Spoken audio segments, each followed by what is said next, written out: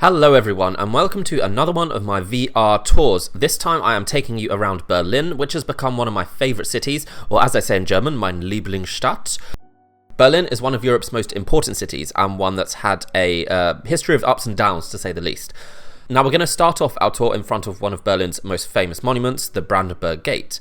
It was built in 1791 under the orders of Prussian King Frederick William II to represent peace after a time of conflict in Prussia. Now, the Brandenburg Gate has bared witness to and survived some of the modern world's most historical events, including Napoleon's invasion, 2 world wars, and the rise and fall of communism in Europe. As you can see, things are slightly more peaceful in Berlin these days. Now take a look around because soon we're going to move on to our next location.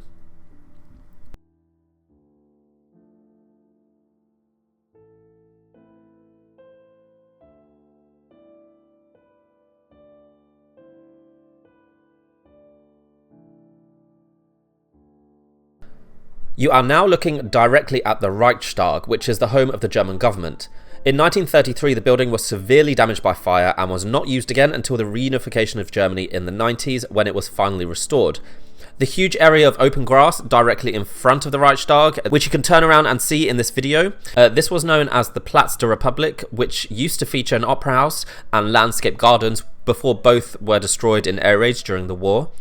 And you can't see it from here, but the top of the Reichstag, there is a huge glass dome with stunning views of Berlin's skyline. And you also have the ability to look directly down into the main debating chamber of the German government. It's supposed to represent government transparency, where anyone can look down on what the government is doing.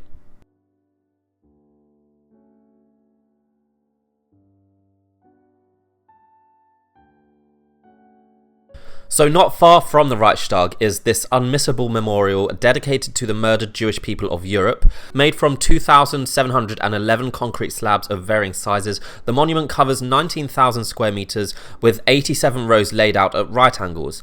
The view is really impressive from the ground, but even more so when you see it from the sky, which I can show you a few pictures here. You may be wondering why I'm not actually in the monument itself. I didn't really want to appear like disrespectful going in with a big camera and a tripod, but however I did see some people with selfie sticks, so I did use a smaller camera and just had a walk inside, and I'm glad that I did because you can see here the effect it has as the pillars rise above you the deeper you go into the monument, and once you get to the center it is really imposing.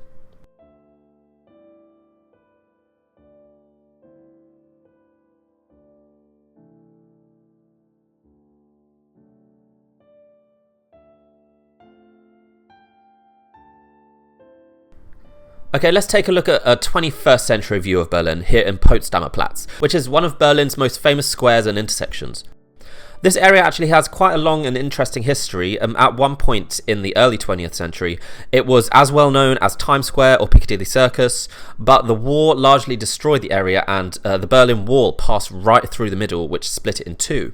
It remained basically barren land until the wall fell, and now it's one of Berlin's most important and thriving intersections thanks to years of development and investment.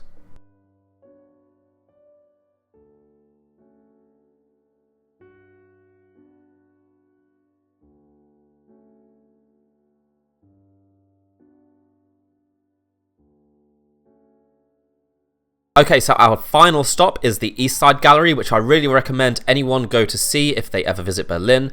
It's where the longest remaining sections of the Berlin Wall are, but the wall no longer divides the city and is instead used as a kind of canvas for street art, so the entire length is covered by stunning works of art which attract thousands of visitors a day. You can take a look at some of my favourites here, but the entire wall is covered and you can walk for about a mile and view all of them, and they are really amazing.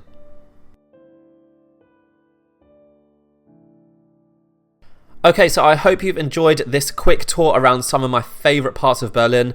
This was actually my first ever trip to the city and it's already become one of my favourite ever destinations. Admittedly, a lot of the fun in Berlin happens at night, but it still has plenty of awesome attractions to see during the day.